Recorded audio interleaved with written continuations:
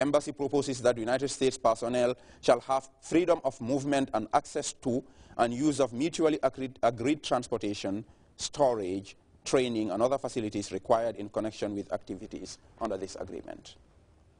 The government of the Republic of the Gambia recognizes that it may be necessary for the United States Armed Forces to use the radio spectrum. The United States Department of Defense shall be allowed to operate its own telecommunication systems as telecommunication is defined in the 1992 Constitution and Convention of the International Telecommunication Union. This shall include the right to utilize such means and services as required to ensure full ability to operate telecommunication systems and the right to use all necessary radio spectrum for this purpose. Use of the radio spectrum shall be free of cost to the United States government. Further, the embassy proposes that the parties waive any and all claims other than contractual claims against each other for damage to, loss or destruction of the other's property or injury or death to personnel of either party's armed forces or their civilian personnel arising out of the performance of their official duties in connection with activities under this agreement. Claims by third parties for damages or loss caused by United States personnel shall be resolved by the United States government in accordance with United States laws and regulations. Finally, the embassy proposes further that our two governments or their designated representatives may enter into implementing arrangements to carry out the provisions of this agreement. If the foregoing is acceptable to the government of the Republic of the Gambia, the embassy shall propose that this note, together with the ministry's reply to that effect, shall constitute an agreement between the two governments which shall enter into force on the date of the ministry's reply. The Embassy of the United States of America avails itself of this opportunity to renew to the Ministry of Foreign Affairs of the Republic of the Gambia the assurances of its highest consideration. Embassy of the United States of America, Banjul, November 27, 2012. This is the end of the agreement proposed by the United States of America.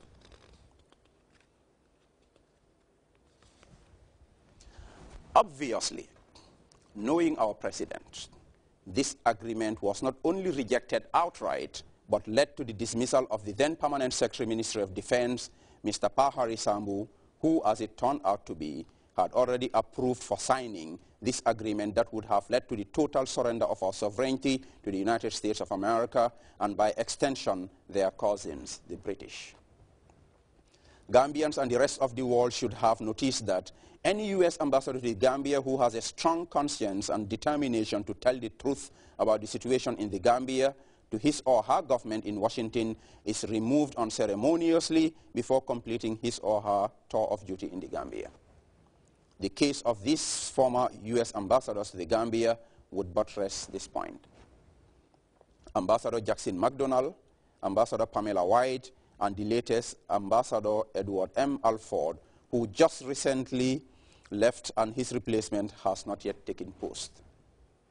Interestingly enough, these noble, God-fearing Americans are normally posted to trouble spots after their removal from the Gambia as both punishment for their conscience and a warning to future ambassadors that if they refuse to join the smear campaign bandwagon intended to destabilize the current government, they will be sent to dangerous trouble spots.